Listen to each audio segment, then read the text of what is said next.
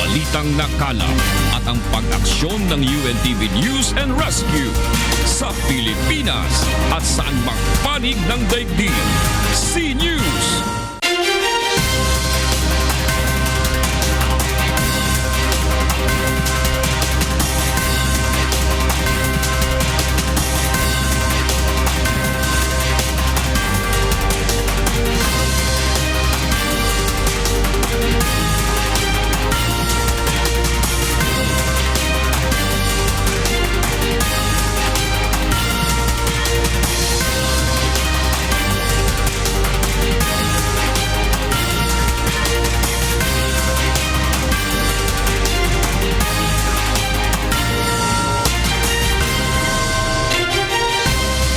Mainit na balita ngayong tanghali. Umano'y bagman at dating security aide ni Senator De Lima ihaharap ng Presidential Security Group kung iimbitahan sa pagdinig ng Kongreso sa Bilibid drug trade. Pagpapatupad ng teleportation at teleclasses upang maibsan ng traffic, tinalakay sa pagdinig ng Senado kaugnay ng panukalang bigyan ng emergency power si Pangulong Duterte. Unang bahagi ng Ninoy Aquino International Airport o NAIA Expressway binuksan na sa mga motorista, singil sa toll, libre sa loob ng isang buwan. Protesta sa Charlotte, North Carolina kaugnay ng police shooting sa isang Black American na uwi sa karahasan, ilang pulis at sibilyan sugatan. Powerhouse Team BOC Transformers at two-time champion Judiciary Magis magharap ngayong linggo sa second game ng triple header match ng UNTV Cup Season 5. At sa ating serbisyong kasambahay, mahigit sa 500 residente sa Binangon ng Rizal na paglingkuran sa libreng medical vision ng UNTV at Members Church of God International. Magandang tanghali, tinulungan ng UNTV News and Rescue Team ang isang lalaking binugbog umano sa isang karaoke bar sa Laguna at isang minor de edad na biktima naman ng hit and run sa Bulacan. Narito ang report ni Sherwin Kulubong.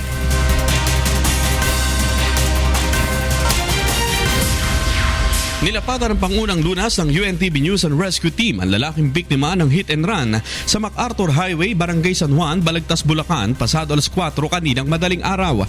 Nagtamo ng bali sa kanang braso, sugat sa kanang tuhod at bibig. Ang biktima na kinilalang si Bensar Supan, 17 anyos, ng Burol 2nd Balagtas, Bulacan. Matapos bigyan ng pangunang lunas ay dinala na ito sa Bulacan Medical Center. Kwento ng biktima, pauwi na sana siya ng bahay galing sa Kasiyahan nang biglang tumawid ang isang 18-wheel truck na nakasagi sa kanya. Mabilis namang tumakas ang driver at hindi na hinintuan pa ang biktima. Sa ngayon, kasalukuyang nakakonfine at nagpapagaling sa BMC Hospital sa Malolos ang binatilyo. Samantala, nirespondehan din ng UNTV News and Rescue Team, katuwang ang San Pedro Rescue, ang insidente ng pambubugbog sa isang lalaki sa San Pedro Laguna National Highway Center Island pasado alas 10 kagabi. Kinilalang biktima na si Arnold Montana na nagtamo ng pamamaga sa kaliwang pisngi at sugat sa kanyang bibig. Sa inisyal na investigasyon ng mga otoridad, nagulpi ang biktima matapos umanong hindi magbayad at magtangkapang tumakas ang grupo nito sa bar. Wala sigurong pambayad, isa-isa naglabasan, ginawa, walang makuwang pera, tapos binuksan yung wallet, walang laman. Nilapag niya sa harap ko, sinarado yung wallet, nilapag sa harap ko, sabi niya, babalik daw siya. Di hinabol ko bigla. Tapos nung pag-abot ko sa kanya, ni-style na, sabi niya, bakit ganon? Parang pinagbintangan niya kami na may nawala sa wallet niya na kinuha ko. Ilan laban ko na nabugbog ko, bugbog sa una. Kaya yun, natural na gumanti lang po yung taga-rate. Matapos tapatan ng first aid ng UNTV News and Rescue ang biktima, ang San Pedro Rescue naman ang naghatid dito sa Amante Hospital. Sherwin Kulubong, UNTV News and Rescue, Philippines. Handang iharap ng Presidential Security Group o PSG kung iimbitahan sa pagdinig ng lower house at drug trade sa Bilibid ng umano'y bagman at security aide ni Senator Leila De Lima. Mula sa Malacanang may report si Rosalie Cos live. Yes, Rosalie? Magandang tanghali, Flor. Nakahanda ang Presidential Security Group na ipresenta sa investigasyon ng Kongreso ang isa nilang miyembro na idinadawit sa illegal drug trade sa New Bilibid Prison na si Sergeant Jonel Sanchez. Sa kasalukuyan ay nakadetine pansamantala sa kanilang barracks si Sanchez habang iniimbestigahan pa ng pamunuan ng PSG ang dating security aide ni Senador Leila de Lima. Ito ay upang matiyak din ang seguridad ng kanilang tauhan. Si Sanchez ang idinawit ng convicted na si Herbert Colanco o Colango sa investigasyon ng Kongreso at taga-kolekta umano ng drug money ng senadora sa NBP noong ito pa ang Justice Secretary. September 18, 2016 ang simula ng PSG ang investigasyon kay Sanchez. Bago pumutok ang investigasyon ng Kongreso sa NBP drug trade, ay naitalaga ring security aide ni Executive Secretary Salvador Medialdea si Sanchez. Lord? Rosa Dicos nagulat mula sa Malacanang. Sinagot ni Senator Leila de Lima ang mga testimonya ng mga testigo sa pagdinig ng mababang kapulungan ng Kongreso sa illegal drug trade sa loob ng New Bilibid Prison. Mula sa Pasay City, may report si Joyce Balancio. Live! Yes, Joyce! Magandang tanghali sa floor. Sa isang press conference ngayong umaga nga ay nagsalita muli si Senator Leila de Lima sa mga muli natatanggap niyang harassment magmula ng mga isa publiko sa House Committee on Justice hearing. Itong mga nakarang araw, ang kanyang personal contact details, kabilang nga dyan floor, ang kanyang phone number at address. Binasa ng senadora kanina sa press conference yung ilan sa mga text messages na uri ng harassment na muli natatanggap niya mula sa mga di kilalang tao. Ayon rin sa kanya floor, ay kasulukuyan siya naghahanap ng ibang matitirhan ngayon dahil na rin sa lumala ng banta sa kanyang buhay. Sa ngayon daw kasi ay maaaring naapektuhan na ang kanyang tinitirhan na subdivision sa Parañaque, ito ay sa kabila ng paghihigpit ng seguridad na ipinapatupad na doon. Isa rin sa mga inihayag ni de Lima sa kanyang press conference kanina ay ang umano'y pagpilit kay Lieutenant Colonel Ferdinand Marcelino upang tumistigo laban sa kanya. Binasa floor ni de Lima sa press conference kanina yung text message umano ni Marcelino sa isa nilang common friend kung saan sinasabi niya na hindi anya siya makakilos ng malaya ngayon dahil sa banta sa kanyang buhay. Ayon sa umanong text message ni Marcelino ay pinipilit umano siya upang lumantad at ituro si de Lima bilang pangunahing protektor ng mga sindikato ng droga. Ayon naman sa senadora ay humingi siya ng permiso dun sa kanilang mismong kaibigan upang basahin sa publiko itong text message na to at maipakita rin anya kung paano pinipilit ang kanyang mga kaaway upang gumawa ng peking testimonya at ituro siya bilang pangunahing nakinabang sa operasyon ng illegal na droga sa loob ng New Bilibid Prisons. Sinabi rin ni de Lima na may nakumpirma na rin siyang isang kaso ng inmate na talagang isa na ilalim anya sa overnight interrogations ng Special Action Force kung saan anya ito ay tinorture psychologically at saka pinilit na tumistigo laban kay de Lima. Samantala nagpaliwanag naman yung senadora sa ilan sa mga nailantad na alegasyon laban sa kanya magmula nga na magsimula yung hearing ng House Committee on Justice. Kabilang na dyan floor, yung questionable raid na ginawa nila sa maximum compound ng New Bilibid Prisons taong 2014. Ayon kay Senator de Lima, totooan niya na nakatanggap sila ng tip mula sa Philippine National Police tungkol sa operasyon ng droga sa loob, pero minabutian niya na pamunuan na lang ng Department of Justice, National Bureau of Investigation at Philippine Drug Enforcement Agency ang naturang raid at saka ginawang support na lang ang Philippine National Police. Ayon sa Senadora Flor, ito ay sa dahilang ang DOJ naman ang may jurisdiksyon sa Bureau of Corrections at hindi ang PNP. Itinanggi naman ng Senadora na siya ay tumanggap ng illegal na pera para sa kanyang kampanya mula sa inmate na si JB Sebastian na umano'y namumuno sa drug operation sa loob ng Bilibid.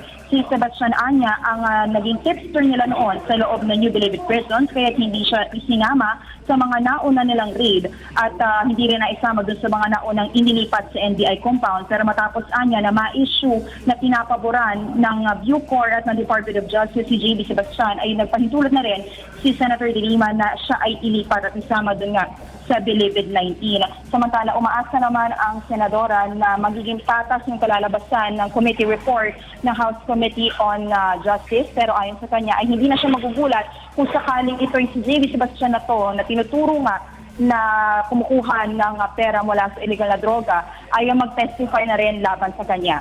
Samantala, Flor, mamaya ay magkakaroon o ipagpapatuloy dito sa Senado ang pagdinig ng Senate Committee on Justice and Human Rights patungkol sa mga manikaso na extrajudicial killings at summary execution sa bansa. Pero sa pagkakataong ito, si Senator Richard Gordon na yung uupong chairperson nito. Ayon kay Senator De Lima ay handa siyang humarap din dyan at magbigay ng kanyang partisipasyon sa kabuuan ng pagdinig.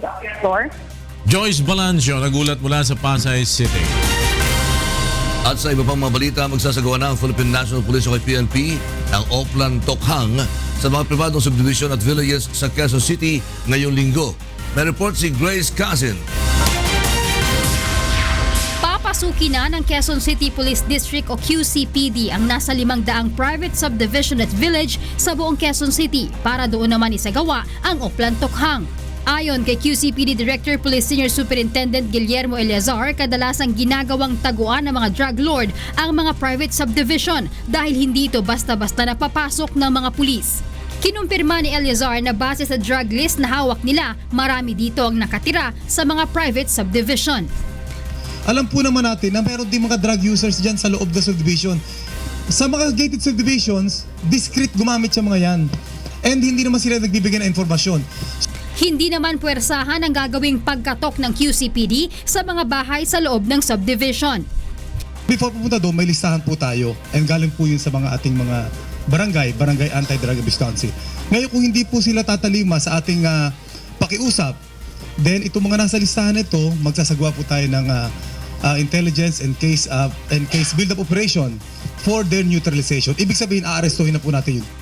Samantala, naniniwala ang QCPD na 70% sa mga krimeng nangyayari sa lungsod ay dahil sa droga. At dahil umabot na sa nasa 8,000 ang voluntaryong sumuko sa QCPD at nasa mahigit 1,000 naman ang kanilang naaresto, malaki ang ibinaba ng crime rate sa lungsod. Sa kanilang datos, sa mahigit 300 kaso ng murder, homicide, robbery, theft, carnapping at motor napping noong first quarter ng 2014, bumaba na ito sa 124 ngayong first quarter ng 2016. Grace Casin, UNTV News and Rescue, Quezon City. Tumaas ang moral at ganado magtrabaho ang mga tauhan ng PNP Anti-Illegal Drugs Group matapos sambahan ang kaso ng Department of Justice ni Lieutenant Colonel Ferdinand Marcelo at ang kasama nitong Chinese na nadakip sa isang drug raid sa Maynila. Mula sa Camp Crame, may report si Leia Ilagan live. Leia. Magandang tanghali sa iyo, Lakay. Ikinatuwangan ng tauhan ng Anti-Illegal Drugs Group ang ginawang pagsasampa ng kaso ng Department of Justice kay Lieutenant Colonel Ferdinand Marcelino at Yan Yishu alias Randy. Ayon kay AIDG Director Police Senior Superintendent Albert Ferro, high moral ang kanyang mga tauhan at mas ganado magtrabaho nang baligtarin ng DOJ ang naunang desisyon nito. Aniya, dito nila napatutunayan na patay na ang hustisya sa bansa kaya kung saan naparurusahan ang mga totoong nagkasala.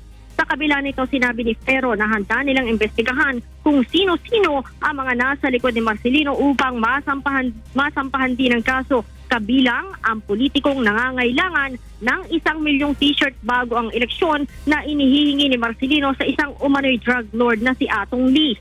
Matatanda ang una nang na-dismiss ang reklamo laban kay Marcelino at Randy sa paglabag sa Republic Act 9165 noong May 23, 2016 sa desisyon ni State Prosecutor Teodoro Villanueva.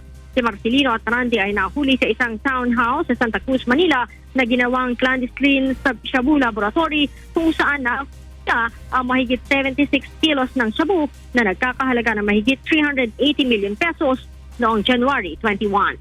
Balik sa iyo, Lakay. Maraming salamat, Leia Ilagan. Nag-uulat mula sa Camp Crame.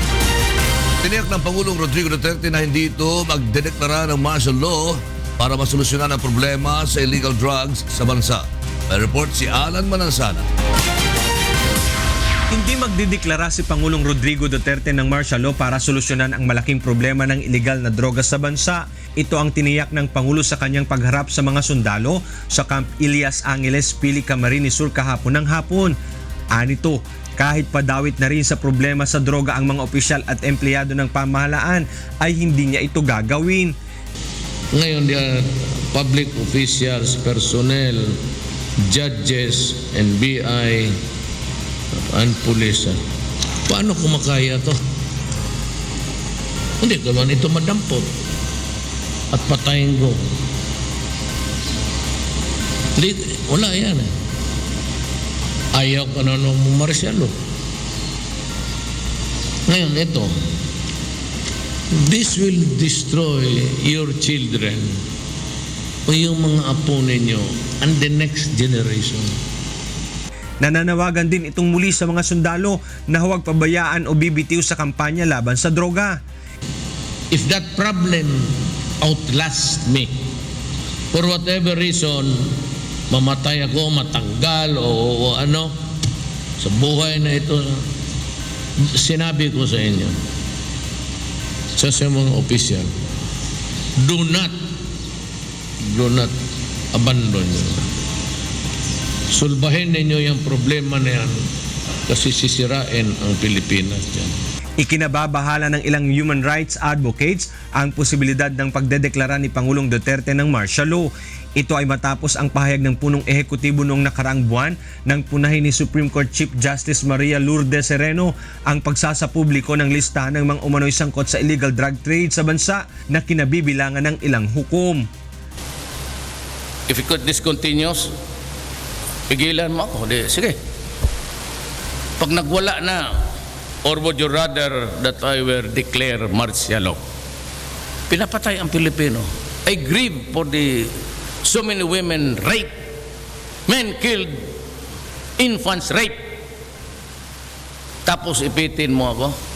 Samantala, itinurn over naman sa AFP ng Pangulo ang kopya ng isang listahan ng mga umano'y mga personalidad na sangkot sa operasyon ng illegal drugs sa bansa. Bigyan ko nga ng kopya kayong armed forces. Pati yung police, bigay ko sa kanilang hepe. Bahala na kayo. Bahala. Alan Manansala, UNTV News and Rescue, Bicol. Susunod sa C-News.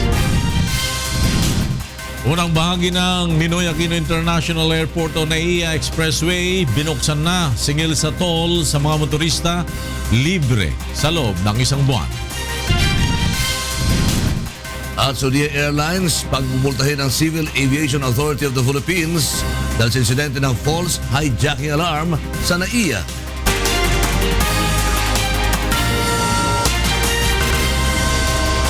Sa pagpapatuloy ng C-News, alamin natin ang latest sa lagay ng panahon mula kay Ray Pelayo. Ray?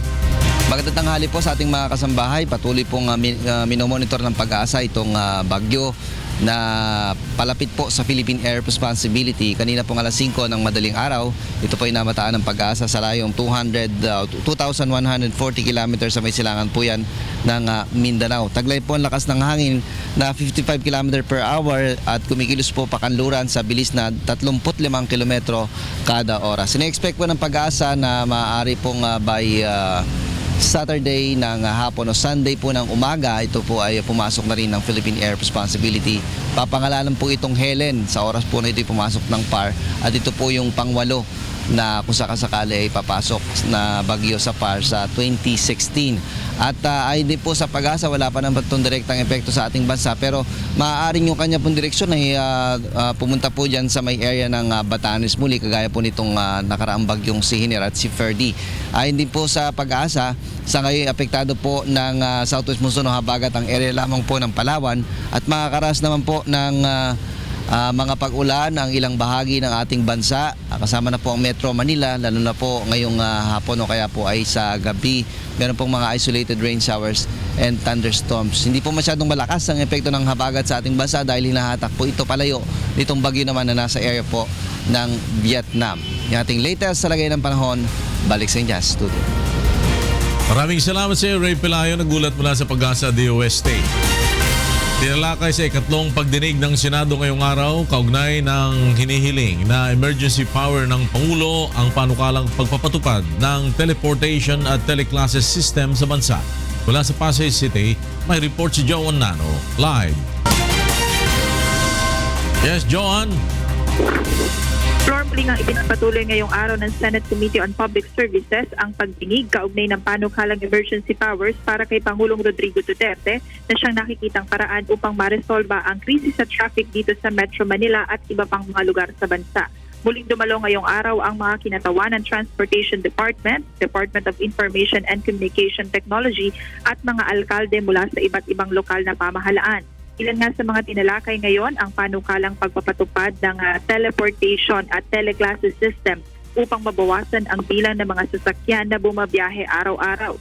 Sa ilalim nga ng naturang proposal, hindi nakakailanganin pang bumiyahe ng mga commuter upang makapasok sa kanilang trabaho o eskwelahan. Sa halip ay maaari na lamang nila itong gawin sa kanilang mga tahanan sa pamamagitan nga ng internet connection. Subalit kanina ay kinwestiyon nga ni Senator Grace Poe na siyang chairman ng komite kung paano nga ito maipatutupad. Gayong problema na nga rin sa bansa ang mabagal na internet connection. Paliwanag nga ng DICT, kailangang makapagpatayo ng nasa 67,000 cell sites ang isang bansa upang magkaroon ng mabilis at maayos na access sa internet. Subalit sa ngayon ay nasa 25,000 cell sites lamang mayroon ng Pilipinas. Ayon nga sa DICT, nahihirapan sila na makapagpatayo itong mga telecommunications company dahil natatagalan silang makakuha ng permit sa mga lokal na pamahalaan na nakasasakop dito sa mga lugar kung saan target na maitayo ang cell site dahil umano sa issue ng korupsyon. Ngunit dumipensa naman ng ilang alkalde at sinabing hindi nga madali na maaprubahan ang bawat proyekto lalo't maraming bagay ang kinakailangan nilang ikonsidera, gaya na lamang ng lokasyon at masamang epekto ng radiation sa mga residenteng posibleng maapektuhan nito. Gihit nga ng DICT, kung maaprubahan ng panukalang emergency powers, mas magiging mabilis ang pag-aproba sa mga ganitong uri ng proyekto. Sa ngayon nga, Flor, ay nagpapatuloy pa rin itong pagdinig ng Senado kung saan nga ipinipresenta pa rin yung iba pang mga proposal na makareresolba sa traffic sakali nga maaprubahan ang hinihiling na special powers para kay Pangulong Duterte. Flor? Joan Nano nagulat mula sa Pasay City. Samantala, binuksan na kagabing hating gabi ang isang bahagi ng Ninoy Aquino International Airport Expressway sa Parañaque. Ito ay ang Diosdado Macapagal Avenue na patungong NAIA Terminal 1 at 2. Magsisilbi ito sa 40,000 motorista kada araw na nagtutungo sa paliparan. Inaasahang makakabawas ito ng 60% ng traffic sa lugar. Sa unang buwan ng operasyon ay libre ang toll ng mga motoristang dadaan sa expressway. Samantala, inaasahang matatapos ang Phase 2B ng expressway patungong NAIA Terminal 3 sa Disyembre. Pagbabayarin ng Civil Aviation Authority of the Philippines o CAAP ang Saudia Airlines kapag napatunayang nagpabaya ito sa naganap na false hijacking alarm incident sa flight SB872. May report si Joan Nano. Nagpapatuloy ang Civil Aviation Authority of the Philippines o CAAP sa isinasagawa nitong investigasyon sa nangyaring insidente kamakailan ng umano'y false alarm ng flight SB872 ng Saudia Airlines. Ayon kay CAAP Chief Manuel Tamayo, sakaling mapatunayan na nagkaroon ng negligence o pagpapabaya ang airlines ay nakatakda itong singilin sa gastos ng aberyang idinulot ito sa NAIA. With what happened, ang laki ng expense eh. Normally, if you declare an emergency, kahit anong airlines, this will activate a whole system. Okay, mga fire crash facilities, ambulances, medical security, and so on. So, just an ordinary emergency, may cost yan. And airline ang magbabayad yan. Hindi pa masabi sa ngayon ng CAAP kung magkano ang penalty na posibleng bayaran ng Saudia Airlines dahil magdedepende pa rin ito sa resulta ng kanilang isinasagawang pagsisiyasat. Bukod sa airlines, nakatakda ring papanagutin ng mga piloto ng naturang eroplano, subalit hindi ito nakabatay sa CAAP, sa halip nakadepende ito sa Saudi authorities. The sanctions will have to come from the regulatory agency already. Kasi hindi naman Filipino yan or local license holder, di ba? So it has to be the Saudi authorities who has to look into possible sanctions for the pilots. Una nang inamin ng mga piloto ng nasabing flight na nagkamali lamang sila nang mapindot ng 2 beses ang squawk o ang emergency button na siyang dahilan upang agad na maalerto ang MIAA at inakalang under threat ang eroplano. Sakay ng naturang eroplano ang mahigit sa 400 pasahero, 8 cabin crew at 2 piloto. Inaasahan namang ilalabas ng CAAP ang resulta ng kanilang investigasyon sa lalong madaling panahon. John Nano, UNTV News and Rescue, Quezon City. Gagamit na rin ang Metropolitan Manila Development Authority o MMDA ng drone technology sa pagmonitor sa sitwasyon ng traffic at baha sa Metro Manila. Narito ang report ni Mon Hocson. Malaki ang magagawa ng makabagong teknolohiya upang mas mabilis na makarating sa mga tao ang tulong mula sa pamahalaan. Ayon kay MMDA OIC Chairman Tim Orbos, makatutulong ang drone technology upang magkaroon ng mas malawak na view ang MMDA sa lagay ng traffic sa mga pangunahing lansangan sa Metro Manila. Sa pamamagitan nito ay mas mabilis na maayos ang mga traffic congested area lalo na sa kahabaan ng EDSA. Nakikita rin ni Orbos na mas malaki ang maitutulong nito sa pag-alam sa lawak ng pinsalang dulot ng mga pagbaha at mga kalamidad. Plano ng MMDA na umupa muna ng 2 drone dahil ayon kay Orbos ito ang pinakamura at praktikal na gawin sa ngayon. Imagine how much money you can save with a drone that can go around and see where your stereos go. We don't even have the clear and accurate mapping of our stereos. Madalas na nakakatulong ng MMDA ang UNTV kapag nangangailangan ng ahensya ng mga drone, gaya ng nakalipas na 2 metro-wide shake drill. Nanawagan rin ng MMDA sa mga pribadong sektor na magbigay ng kanilang mga suhestyon upang matugunan ang problema sa traffic at baha. We're looking at new technologies as well from the private sector, hopefully to help us come out with unique solutions to traffic. It's not only traffic management, but we're looking also at areas like flood control, solid waste. No? Nakatakda namang bumuo ang MMDA ng isang grupo na tatanggap lamang ng mga suhestyon at panukala mula sa pribadong sektor. Mon Hocson, UNTV News and Rescue, Quezon City. Ay pahayag naman ng pagdududa si National Security Advisor Retired General Hermogenes Esperon na mapipigilan ng pamahalaan ang vigilante killings sa bansa sa loob ng 6 na buwan. Dahil dito sinabi ni Esperon na pinalakas na nila ang internal affairs at sistema ng Philippine National Police at iyong pang ahensya sa pagpapatupad ng batas sa pagbaka sa illegal drugs. Narito ang report ni Rosalie Cos. Dahil sa lawak at tindi ng suliranin ng bansa sa iligal na droga, inihayag ni Pangulong Rodrigo Duterte kamakailan na kinakailangan pa niya ng karagdagang 6 na buwan para sa kanyang anti-illegal drugs campaign. Ito ay dahil mismong kalaban ng pamahalaan ay ilang nakaluklok sa pwesto. So that's how bad things are right now. But just give me a little extension maybe of another 6 months. Then I was nobody ever. I didn't have that idea that there was hundreds of thousands of people already in the drug business, and what makes it worse is that they are operated now by people in government, especially those elected positions. So it will be government versus government. Kaalinsabay ng pahayag nito ay nangangamba ang mga kritiko ni Pangulong Duterte sa patuloy na pagtaas ng bilang ng vigilante killings.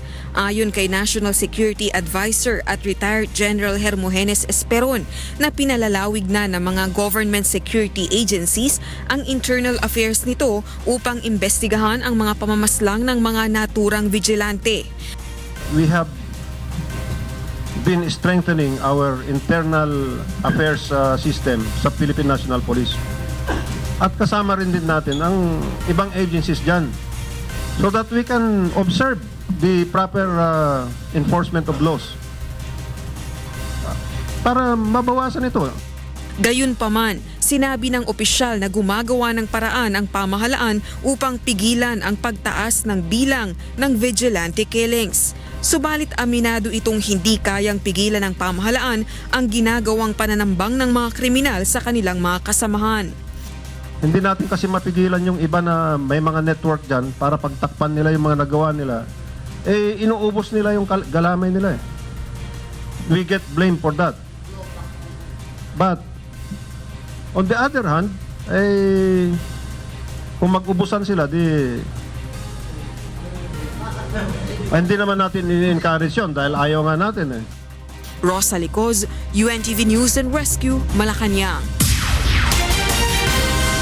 Samantalang pinahayag ng Western Mindanao Command na napasok na raw ng mga tropa ng pamahalaan ang ilan sa mga kuta ng bandidong Abu Sayyaf Group.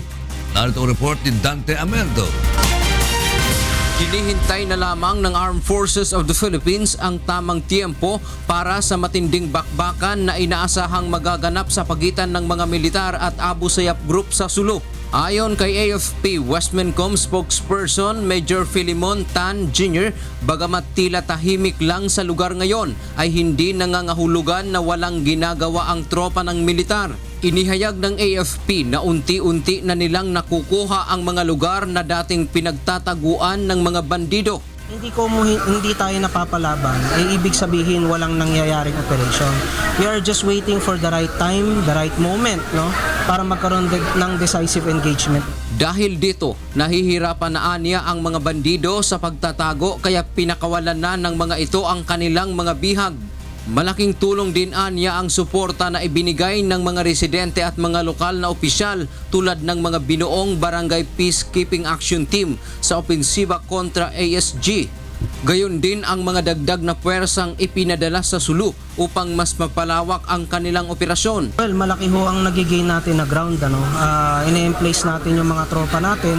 Nagkakaroon tayo ng strategic na mga pag-i-emplace ng sundalo natin sa mga areas kung saan alam natin na mas magiging maayos yung save ng kidnap victim. So, tinatayang aabot sa 16 na batalyon mula sa iba't ibang specialization tulad ng Scout Ranger, Special Forces ng Navy, Air Force at iba pang naatasang tugisin ang Abu Sayyaf alinsunod sa Seek and Destroy Order ng Pangulong Duterte. Dante Amento, UNTV News and Rescue, Zamboanga City.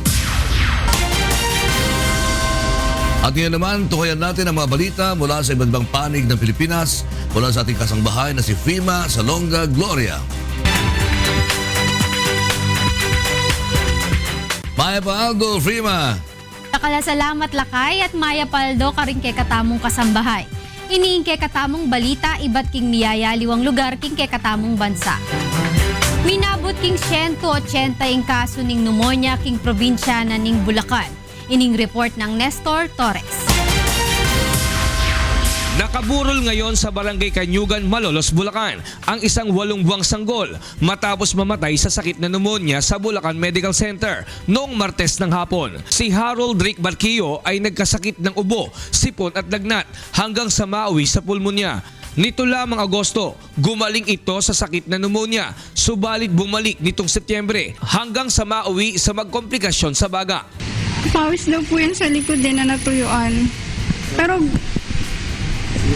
nawala na yun eh. Bigla na lang siyang nung mga after 1 month, nagsuka siya. Pero nawala din. Mga 3 days, sumakit ang ulo niya. Tapos biglang sabay ng ubo na. Mga after 2 days nun, pagka ubo at lagnat niya, siyempre di bumababa. Tinakbo namin sa ospital. Ayon sa PEDIA Medical Officer ng Bulacan Medical Center, tumaas ngayon ang kaso ng pneumonia sa kanilang ospital.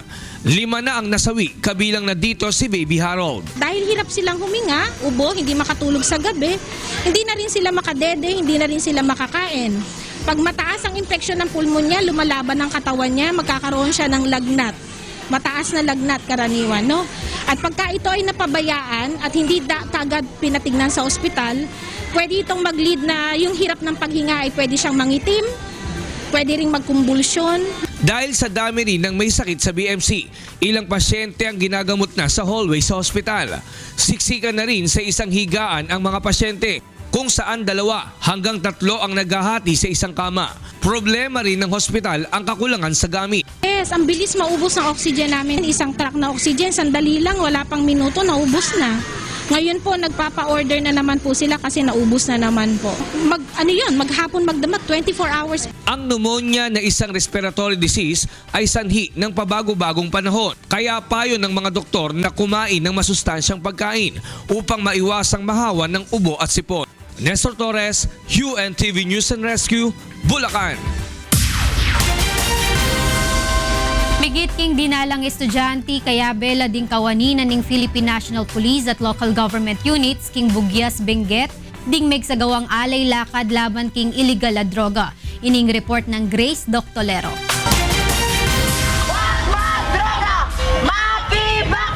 Daytoy ti pukaw ti agarup ito gasot nga agtutubo ang nakipagmaymaysa iti addang ti gobyerno kontra ti panagraira ti illegal a droga tentiro a pagilyan.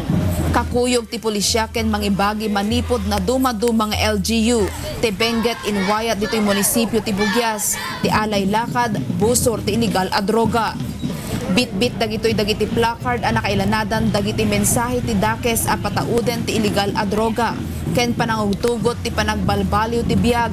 4 kilometro ti pinagna. Dagiti ti Mabuno, Manipod, Barangay Buyakan, Patinga, Benguet, Provincial Public Safety Company Headquarters ang nakapasamakan ti programa. Part po ng kapulisan, talagang na-overwhelm po kami sa suporta ng mga tao. We are not expecting na ganito yung turnout. We are only expecting around more than 500 to 600, but then on our estimate it go beyond 700. Madadal din pamilya ta kuya pati din tok pati adikat manom no mamamin din kakabsat mo. Hantayo nga agang gamit ti drugs tan ni maka anti biag tayo kan. Kadagiti sa nga 10 ket 3 ang munisipyo ti probinsya ti Benguet. Ti Bugyas ti adaan kangatuan a bilang ti drug dependence. Asimuko kadagiti otoridad. Impaganet getmet ni Bugyas Mayor Ruben Tindaan nagtultuloy ti suporta ti idawluan na nga ili para kadagitoy. As of now, at least yun ang unang inasukaso namin, yung mga minors. So yun ang pumunta kagad sa DSWD together with yung RHU natin. Yun ang pinrasis namin. And at least they're doing good. Grace Doctolero, UNTV News and Rescue, Benguet Province.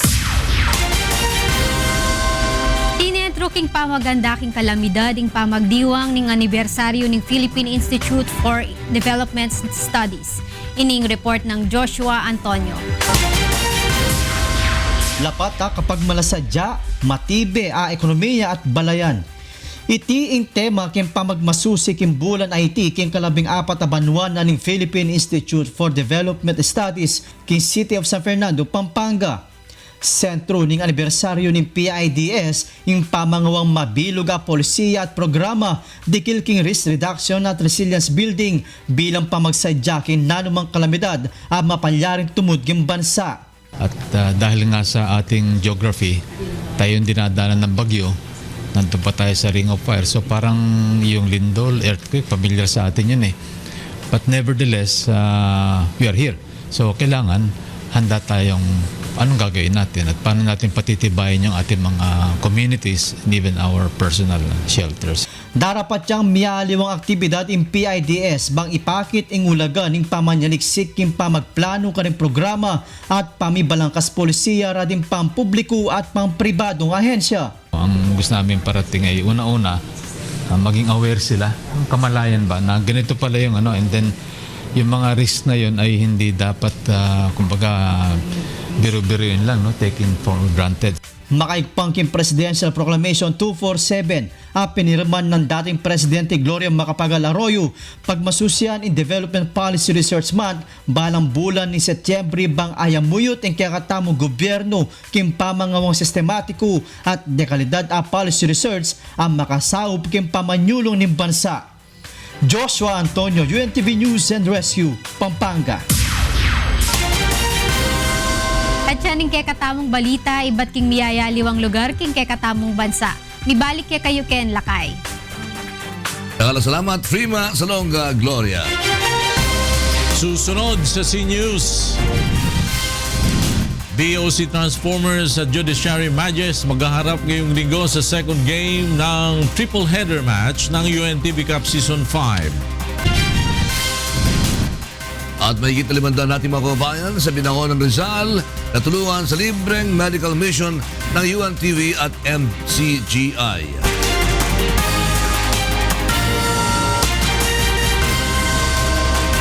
Nagbabalik ang C-News.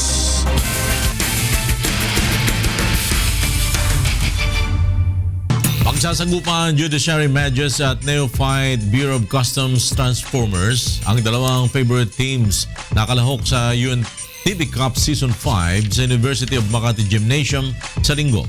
May report si Bernard Dadis. Mailu. And coming 4 seconds, Colombia. Yes! Powerhouse team versus two-time champion. Ito ang mahigpit na sagupaan na tiyak na aabangan ng ating mga kasangbahay sa darating na linggo. Maghaharap sa second game ng triple header sa UNTV Cup Season 5 ang BOC Transformers kontra Judiciary Magis. Alas 3:30 ng hapon sa University of Makati Gymnasium. Bagamat pinakabagong koponan sa liga ang Transformers, pangungunahan naman ito ng dalawang PBA legend na sina Marlo the Skyscraper Aquino at playing coach Kenneth Captain Marvel Doremdes. Well, it's another tough game coming up for us. Sa tingin namin, sa ganda ng nilaro namin, any team kaya namin talunin. Sana lang magtuloy-tuloy yung ganda ng laro ng mga locals namin kasi importante yun na kumbaga malaking tulong sila sa team. Kasama pa ang dalawang kapwa dating professional basketball players na sina Bernson Franco at Jerome Ejercito. Gayun din ang Season 4 Most Improved Player na si Samuel Ignacio. Dahil magagaling siya sa Guadalupe Viejo. Samantalang hindi naman papahuli ang two-time champion Judiciary Magis na mayroon ding 4 na dating professional basketball players. Ito ay sina Season 3 MVP Ariel Capus, Season 4 Best in Rebound Don Dahammer Camaso, Warren Ibanez at ang pinakabago sa kanilang team na si Chester Tolomia na tinanghal na Best Player of the Game sa una niyang salang sa UNTV Cup. Aminado ang Judiciary Magis na mahigpit na kalaban ng BOC, kaya paghahandaan nila ito ng husto. Siguro just play the game tapos play good defense tsaka doble ng kayod talaga, trabaho to. Dahil alam namin ang BOC ang team to beat. So kailangan talaga magtrabaho na maayos. Kapwa may tig-isang panalo na ang Transformers at ang Magis matapos may panalo ang kani-kanilang unang laban. Bernard Dadis para sa UNTV Cup Season 5. Samantala, alamin naman natin ang mga balita sa labas ng bansa mula kay William Theo.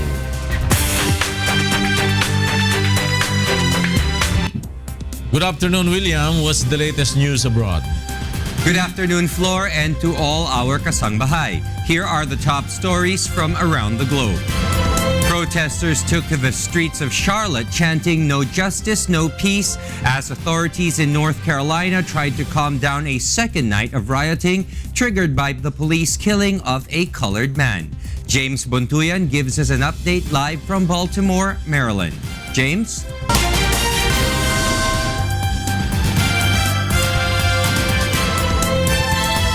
Yes, William, for 2 days now, protest in Charlotte, North Carolina has turned violent as demonstrators climbed up the roof of an outdoor mall, throw objects on crowds, and banging on doors of a downtown hotel.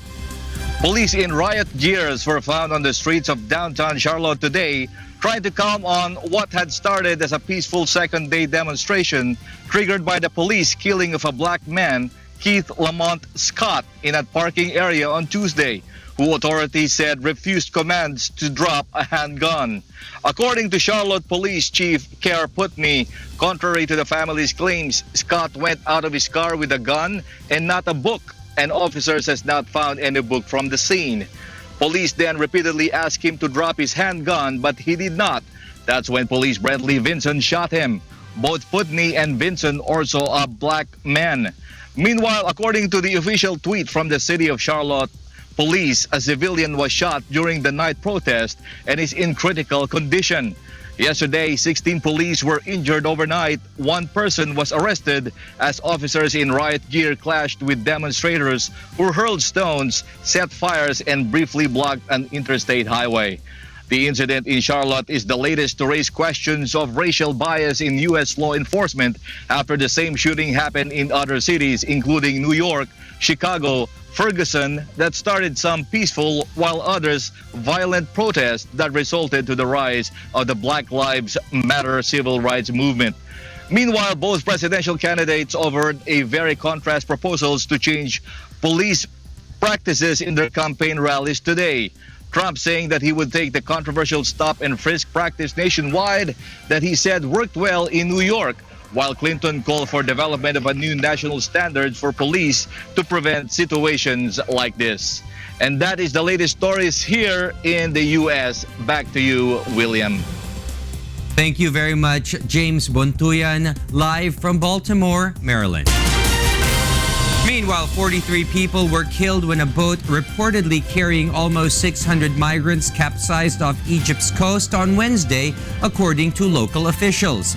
The boat sank in the Mediterranean Sea off Burg Rashid, a village in the northern Beira province. Dozens of family members of the victims gathered at a Coast Guard checkpoint, anxiously awaiting news of missing relatives. Officials said the boat had been carrying Egyptian, Sudanese, Eritrean, and Somali migrants. Initial information also indicated that the boat sank because it was carrying load beyond its capacity. Some of the survivors were taken to a nearby hospital and handcuffed to their beds while receiving medical attention. And Australia commits additional fundings in support of peace building and assistance to refugees. Nina Bascon reports. A summit hosted by U.S. President Barack Obama garnered pledges from dozens of countries to resettle or allow the lawful admissions of some 360,000 refugees. It doubled the number of slots that were available from last year. But Ambassador Samantha Power said that was still only a fraction of what was needed because the UN Refugee Agency, UNHCR, has assessed that some 1.2 million refugees need to be resettled. Countries could only attend Obama's summit at the annual UN gathering of world leaders if they made a pledge. Among the world leaders participating was Australian Prime Minister Malcolm Turnbull. And I'm pleased to announce that Australia's planned increase to almost 19,000 places from mid-2018 will be maintained at this level. This in addition to the 12,000 places we've committed for refugees from Syria and Iraq. And these commitments should be considered in the context of our national population of 24 million.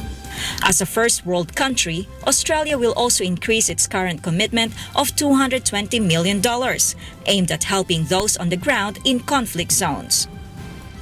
Australia's approach is to be both principled and pragmatic. Our strategy addresses all parts of the problem, employing strong border protection policies, a very tough stance on people smugglers, while tackling the causes of displacement with a generous and compassionate resettlement program supporting refugees in our communities. With a record 21.3 million refugees globally, the 193-member General Assembly adopted a political declaration where they agreed to spend 2 years negotiating global compacts on refugees and safe, orderly, and regular migration. Nina Bascon, UNTV News and Rescue, Melbourne, Australia. In other news, a sanctuary in western Thailand records a rare recovery of the Indo-Chinese tiger population. Kat Dumaraos has the news. ที่นักวิจัยกำลังดำเนินงานเกี่ยวกับรูปภาพและวิดีโอของสุวพัฒน์ที่ถูกถ่ายโดยกล้องถ่ายภาพสถานอุทยานแห่งชาติห้วยขาแข็งทางภาคตะวันตกของประเทศไทยกลุ่มผู้พิทักษ์สัตว์ได้นำรายงานที่พวกเขาเคยได้นำเสนอภาพเดี่ยวมาชี้แจงให้เห็นว่ามีสัตว์อินโดจีนประมาณ 40-50 ตัวอาศัยอยู่ในพื้นที่ทั้งหมดแต่ตอนนี้ผู้ใช้คนไทยเพิ่มขึ้นระหว่าง 50-60 ตัวทำให้อุทยานแห่งนี้เป็นสถานที่เที่ยวในเอเชียตะวันออกเฉียงใต้ได้รับการยืนยันว่าสัตว์มีจำนวนเพิ่มขึ้นที่สำคัญอีกอย่างนึงคือ อัตราการรอดตายที่เราเจอว่าอัตราการรอดตายในพื้นที่เขตอุตสาหกรรมถัดป่าครับห้วยแข้งเนี่ยค่อนข้างสูงแล้วก็การขยายพันธุ์ก็ยังคงมีอยู่ทุกๆปีเราก็ได้เจอว่าเสือโคร่งในห้วยแข้งมีลูกมีเต้าออกไปแล้วก็อีกการลักลอบล่าสัตว์เป็นสาเหตุหลักที่ทำให้จำนวนประชากรเสือในอุทยานลดลงจำนวนประชากรของเสือลดลงประมาณ30 ถึง 40 ตัวละกว่าปี2010 ถึง 2011เลยทั้งทีมสุดรำพบว่าการวางยาพิษทึกใช้ในการวางกุบตึกมีเสือ3 ตัวถูกฆ่าตายด้วยกับดักเหล่านั้นทางการของไทยว่าจำนวนประชากรเสือในหัวคางแข่งจะสามารถใช้แผนมาดพื้นเลเพื่อพื้นพายังพื้นที่ที่กว้างขึ้นก็มีแนวโน้มที่ดีขึ้นนะครับแล้วเราก็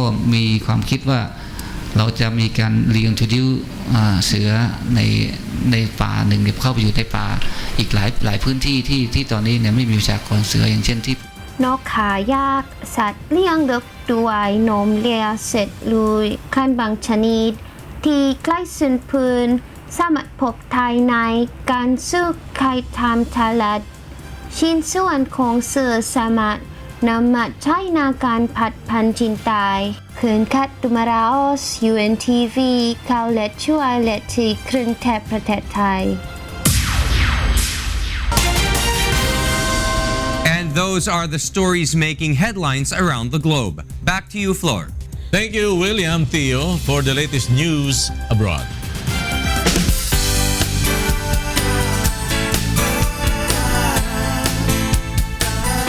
Mahigit 500 residente sa isang barangay sa Binangonan, Rizal ang natulungan sa sinagawang libreng medical mission na UNTV at Members Church of God International.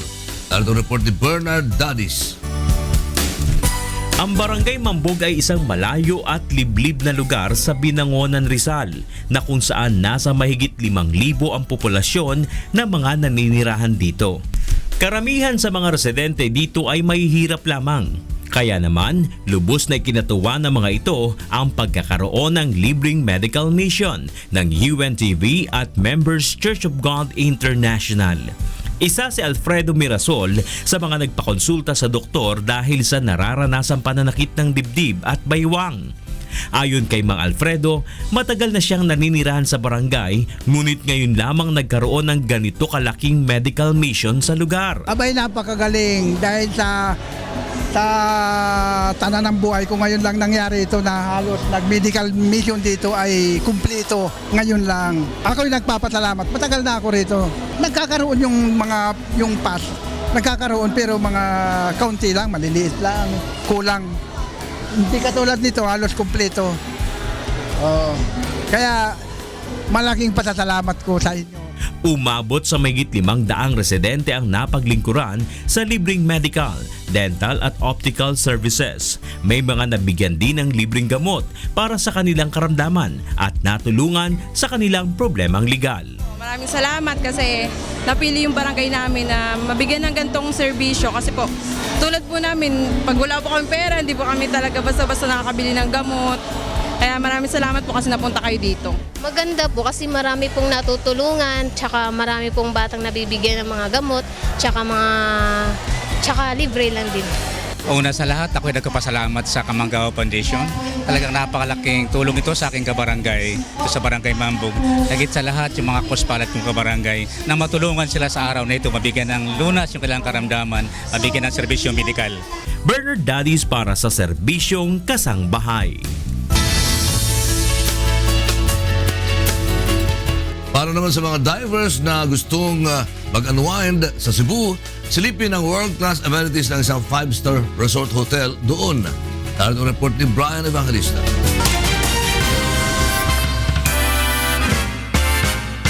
Around the world, I've searched for you. I traveled on when hope was gone. Dito po sa amin sa Badyan Island Resort and Spa, masusubukan nyo dito sa kanilang pool villas, ang filtered water, kung saan pwede kang maligo ng healthy. Yeah! Talaga namang makapagre-relax ka sa kanilang private pools at man-made Talaso waterfalls dahil ginagamitan ito ng ionized water mula sa dagat kaya healthy na at safe pang paliguan. So if you want to detach from your city life and have relaxation, then I think Badyan is a perfect place. Yeah. Advocacy ng Badyan ang pagkain ng organic, kaya tiyak na mabubusog ka sa kanilang healthy menu upang may energy bago mag-dive. Resort para mag-dive sa isa sa top 10 na dive site sa buong mundo. At yan ang Pescador Island. Kilala ang Pescador Island dahil sa famous sardine dance na ikinatuwa ng mga kasama naming Brazilian at Argentinian divers. Dive here in Pescador Island in the Philippines. I already read about this island in some dive magazines. It's reputed to be one of the best spots in the world to dive. So what can I say? Kaya naman inyong lingkod, hindi nagpatumpik-tumpik, masilayan ang mga wonders of creation under the sea. Namangha naman sila sa mga whale shark kung saan first time nilang mag-dive kasama ang mahigit sa 10 butanding sa Uslob, Cebu. Halos ayaw ng umahon ni na Luis at Sandro sa sobrang saya dahil sa kanilang very memorable experience kasama ang mga gentle giants na ito. Nang makabalik sa resort, aming ipinasubok sa kanila ang Badyan Hilot upang matanggal ang kanilang muscle tension at ma-relax ang kanilang katawan. So, very good ito sa shoulder part kasi yung parang mga diver, yung mga shoulder part yung tight kasi yung mga tangke nila mabibigat. So, maganda itong masahe na ito para sa kanila. Kaya naman laking pasasalamat namin sa May Kapal na maranasan ang best of the best total relaxation dito at 1 in a million chance of a lifetime dive adventure. Brian Evangelista, UNTV News and Rescue, Cebu. At yan ang mga balitang aming tinutukan at inaksyonan. Dahil sa aming pagbabalita, una ang pagkalinga sa kapwa. UNTVC News, may balita sa panig ng dayday. Magandang tanghali.